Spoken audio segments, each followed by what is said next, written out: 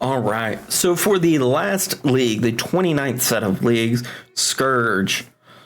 So we added ailment mitigation, flask and labyrinth changes, core character defenses, recovery, support character changes, with auras and curses, elemental damage over time changes, passive tree, ascendancy changes, awaken supports, melee range, shield skills, forbidden right and totems, 3.15 skills, cast on trigger, spectral throw, mana cost, mana multipliers, ward strength, breach unique balance, critical tag, Edziri unique drops, clever construction, Vol mortal call, unwavering focus, unique map boss ailment threshold, delve prophecy, incursion, crafts unveiling, craft modifiers, the sacred bloom, added damage on quivers on unarmed characters, skill gem weapon restrictions, trap enhancements granting enchantments granting cast speed, golem life regen, harvest craft changes, synthesis map mods, triggered marks, 2 tornado skills, syndicate operative specters, and negative resistances. So there was a truckload of changes. For our Zana mods, we had Fortune Favors the Brave, Breach, Essence, Bloodlines, Ambush, Beyond, Legion, and Blight. And in Scourge, starting from the coast, the last to die will appear. The character will be asked to take the Blood Crucible and thus begin the exploration of a ruined land very familiar but very different. The Blood Crucible is given to the character, allowing them to begin their first journey into a fallen Ray class.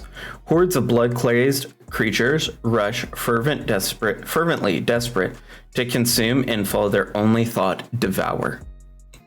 The killing of these monsters is only possible with the Crucible, and is also capable of collecting corruption, which is the fuel used the items placed inside hunger. Once a threshold has been reached, the item can be corrupted. Doing so gives an item one positive and one negative Scourge-specific implicit modifiers. Items can be corrupted to a third tier, offering rare modifiers. The Dream Furnace is used to collect corruption from killing Scourge monsters. Once enough is gathered, you can Scourge maps, unique, standard bases, and jewelry items, and transform them up to 3 times for equipment and 10 times for maps. Killing Scourge monsters also grants experience points towards the Crucible skill tree, which can enhance Scourge corruption outcomes, the accumulation rate of corruption for specific base types, and expanding the functionality of the Blood Crucible. There is a link to the Scourge League. Reception and implementation. Scourge was well received. It did bring up some age-old questions regarding RNG and how it negatively impacts players, as some took 4 to 5 times longer to get enough bosses to get the 3rd slot. I had one of those in our guild group. Yendi took him forever, like over a month of playing before he got his 3rd slot. A diminishing returns mechanic with the leagues would go a long way in the player balance category. So what I'm trying to get to there is to have a system in place where after X amount of interactions, you just get the end game. Because the end game has to be rebalanced as soon as anything goes to core, it should also be balanced in a way that everyone is receiving it when playing the game normally. Like, I got my 3rd corruption slot pretty fast, and I think I was the 2nd, maybe the 3rd person in guild to get my 3rd slot, and I definitely didn't have the 2nd or 3rd most played time. I just got lucky. And as cool as it feels to get lucky, it feels equally uncool to be unlucky. And there should really be some sort of a deterministic cap on basically all in-game content, that after you interacted with whatever the type is, X number of times you just get to receive blank in-game mechanic. And if they did this, it would just give a better experience to the entire player base, as you can still get lucky and get it before then, but it gives you a guarantee at a certain threshold. And I think that is probably the correct call. And I think it's probably like 1,000 interactions or maybe 500 interactions, and it's guaranteed depending on how big or little the in-game mechanic is. Like if the in-game mechanic is at a crazy difficulty level, like let's say it's like then maybe even kick that number up a little bit and it's like 2,000 to 3,000 interactions, and then you're guaranteed the mechanic. But it would also make it where no one would ever feel like, oh, I'm just so unlucky, like I just never interact with this. It would give everyone a chance to interact with the in-game mechanic, even if it would give something like, the thing about adding a deterministic system in the back end would do is it would always give the player the ability to access it. And you can advertise it as such, right? Like we've listened to your feedback and we realized that everybody would like access to this mechanic. So what we're going to do is we're going to make it where if you work hard enough, you will always see this mechanic. And having that kind of a mentality would go miles with the player base, and it would help repair negative connotations, because for a lot of players, this was a huge improvement over 3.16, or I'm sorry, 3.15, where they nerfed everything into the ground. However, I will say Scourge brought up a new set of problems, which is with the support gem nerfs, it has greatly impacted skills that aren't at the highest threshold even more.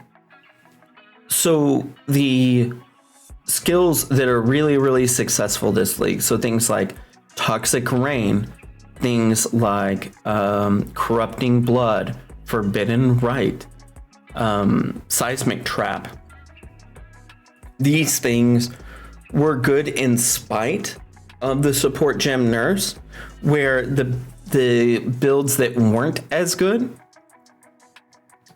were bad in spite, or were bad because of oh, that was weird. I was trying to cough and sneeze at the same time, and you can't do that. They were good in spite of the support gem nerfs, while gems that weren't as good were really, really negatively impacted by the support gem nerfs, which is why I brought up the question in Heist of why isn't X support gem used? And let's start thinking about it from that perspective instead of the perspective of we're gonna nerf the top end. Like, I think those skills are fine the way they are. I think they're perfectly fine. I think if you want to, hit them a little bit, you can, but I think they're fine the way they are.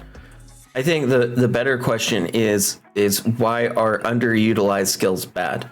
I think that's the more productive question, and I think it's the question that fixes the game in a quicker and healthier way. And I think you had to take it in category groups, kind of like they did in the past, where they did a giant melee rework, then they did a giant self-cast rework, and then they did a giant, what else did they do with reworks? They did a couple of other things for reworks. So I think you kind of had to have that mentality, and instead we had to focus on fixing the underutilized skills. I think that has to be the approach going forward, and I think that's the only way forward to really get past the build diversity problem. Is we can no longer focus on the top end, and instead we have to focus on the bottom end and get those to an acceptable level where they're playable and where with a reasonable investment they are good, even if that requires GGG to make a build guide for some of those underutilized mechanics. Like, if there's something the player base is missing, then show us, right? Like, show us what we're missing, as far as like a mechanic or something. And I know that hasn't necessarily been GGG's like thought process in the past. Like they've kind of erred on the side of mystery. And I think we're at the point where mystery might not be the best solution now. And maybe the solution now is we do a job of teaching people how to play with X support better or with X skill gem better. Because if the entire community has missed it, then either something isn't being communicated or there is an element of design that is bad. And both one or both of those things are the culprit. I'm guessing it's a little bit of both. If I had to take a shot in the dark, I would guess it's both. I would guess there's something we're missing and there's something that mechanically is flawed with the design. And so I really think we need to take that mentality forward and really start focusing on the bottom performers instead of focusing on the top performers. And the same is true, like look at the gear that people, because the majority of people don't make it to maps. We know that play this game. We also know that one of the big stopping points is Brutus, and that was before they made Brutus harder. So maybe you put out a video, like a GGG official video of how to get past Brutus. And it could be, you could either have a streamer do it for you, or it could be something that the GGG community goes into depth about the mechanics of Brutus. But either of those would be really, really beneficial, and it would probably really help the game, because the reason that the player base dies off quickly is because of a lack of knowledge and a lack of easy access to resources. And I understand that it gets complex from a developer standpoint, but all you would have to do is when someone launches PoE for the very first time is it has a video. And the video should be either GGG developed or sponsored, and it should get some money to do it if you don't want to do it yourself for you.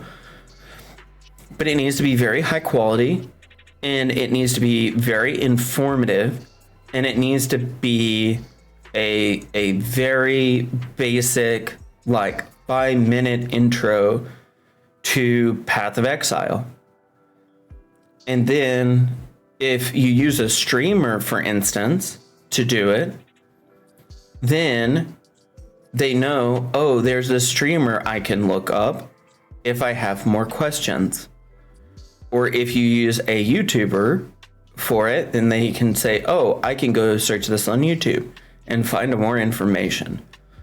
And then they know what they're getting into before they get into it. They know, hey, this is going to be a complex game, and I need to mentally prepare myself a little bit for this. And so they go through that process.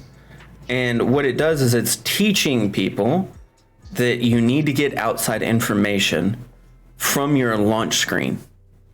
From your launch screen, teach people they need to get outside information instead of just assuming they're going to get outside information and put forth the effort to figuring it out themselves or to getting the help they need themselves, whether that's through reading wikis. Another thing is figure out a way of embedding a wiki. I would suggest the project wiki instead of the fandom wiki, because the fandom wiki is awful, and it is a crying shame that that's the official wiki, because it's just ran horribly.